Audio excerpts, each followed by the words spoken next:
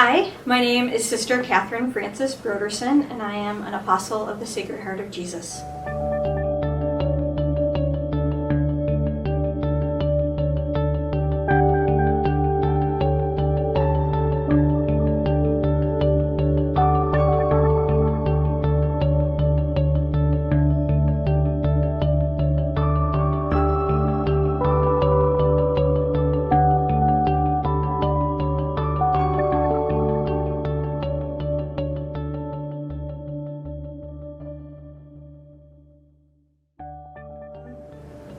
God called me very patiently and very lovingly to be an apostle of the Sacred Heart of Jesus.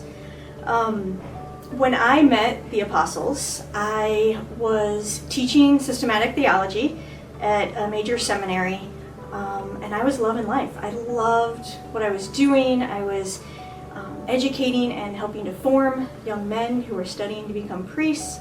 And I could see myself as that's the way I was going to serve God and His church, and that was going to be my life's work.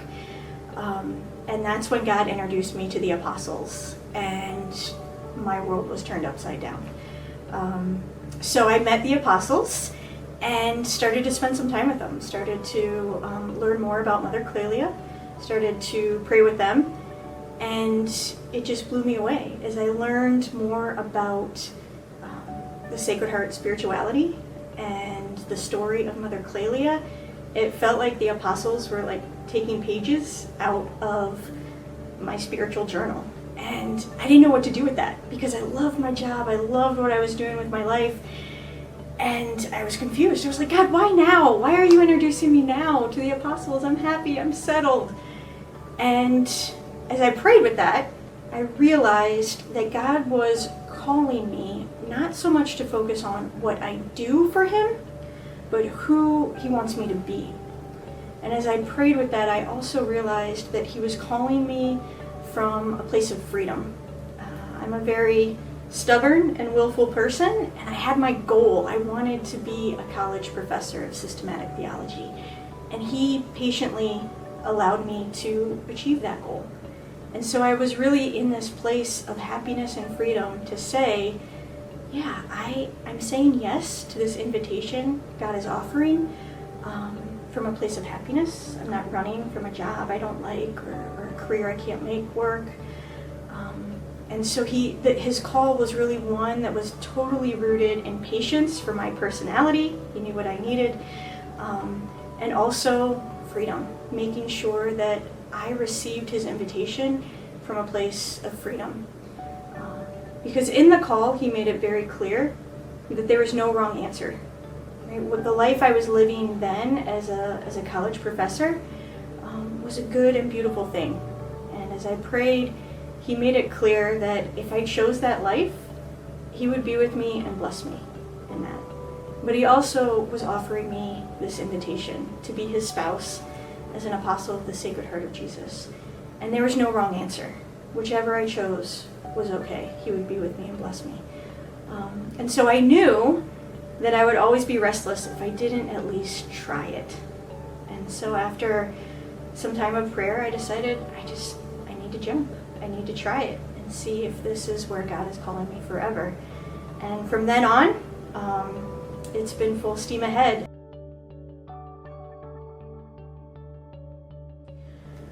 So I was thinking about that question of what's an experience of God's love working through me, and my mind immediately went to these big moments in life, these big touchstone moments of like, wow, that was powerful and God was there. And then as I sat and kind of prayed with that question a little bit more, I started recognizing that yes, there are those big moments and experiences of God's love in our life and God's love working through us. But what I was most touched by as I prayed with the question was the everyday moments and the everyday experiences of God's love and grace working through us. So for me, I think that's what carries me through, every day is the little moments of God's love in our life. So I was thinking of things like, for example, I'm a high school teacher. I teach high school theology. And those students will ask anything and everything, and it's great.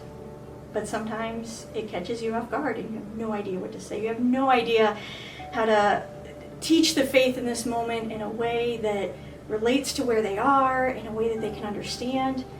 And so for me in those moments, I step back, I take a deep breath, say a quick prayer to the Holy Spirit, and then say, okay, we're going to have this discussion. We're going to answer, we're going to look at this question. And so often what happens is I'm able to respond to those tough questions, good questions, tough questions, in a way that's clear. It presents the truth of the faith, but also in a way that they understand and they can relate to. And when that happens, I'm just like, that was God. That was so not me. That was God's grace and God's love working through me. And I just try to get out of the way. And there's other little things too, like I'm not a morning person. I struggle to get up for morning prayers. So every morning when I get up for morning prayers, that's the grace and love of God working through me. Because left to my own devices, I would hit snooze 100 times. But when I show up on time for morning prayers, that's God. I'm a goal, task-oriented person. And when I can slow down in my day and see the person in front of me and stop and listen or lend a hand, that's an experience of God's love working through me.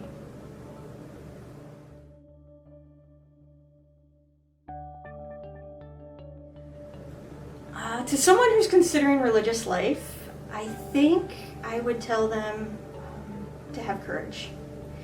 And to know that if you're considering religious life, really thinking about it, really the only way to find out, I hate to say this, but spoiler alert, the only way to find out is to take the leap and try it.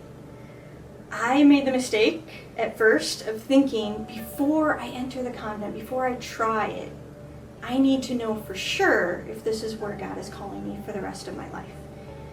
And then I had a very wise person say to me, oh, so when you were dating, you knew for sure if you were going to marry that person before you went on a date. And I laughed. I was like, of course not. That's ridiculous. And I said, why is it any different? Right? You don't necessarily know if God is calling you to marry someone until you get to know that person.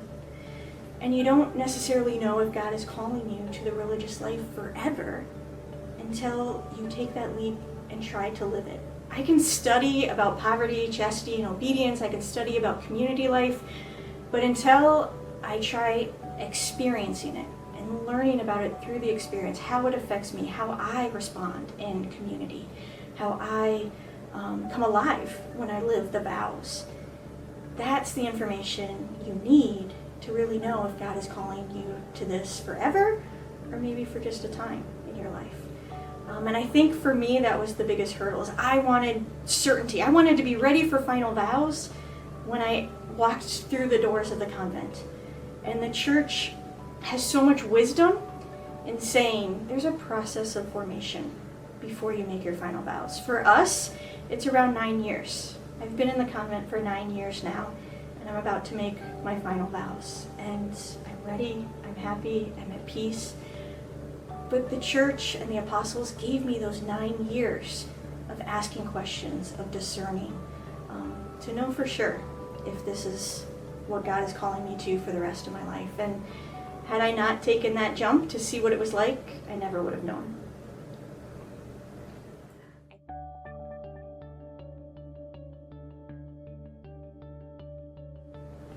So our foundress, Blessed Clelia, is a tremendous source of inspiration for me, mostly in her life being centered on Christ.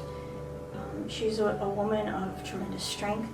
She's a woman who faced a lot of sufferings, a lot of trials, and in the midst of all of that, never took her eyes off Christ. And because she never took her eyes off Christ, no matter what was going on around her, no matter what was falling apart around her, she was able to bring others into a relationship with Christ. And her whole life really ended up centering on trying to lead people to have have the same kind of experience of that unconditional love of the heart of Jesus that she knew. And by focusing completely and totally on the heart of Christ, she was just gifted with this way of bringing others into the heart of Christ as well. And as her daughter, she's our foundress, so we are daughters of Blessed Clelia. As her daughter, that's what inspires me the most, and that's what I want to imitate. I want to imitate this life that is so focused on the Sacred Heart of Jesus that it pulls, it draws people into their own experience of the unconditional love of God.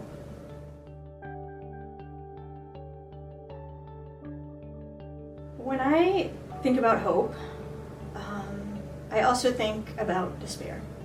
And I find that in the times of my life when I'm tempted to despair, when I'm tempted to just be frustrated and overwhelmed, I find that my focus tends to be on myself, on what I need to do.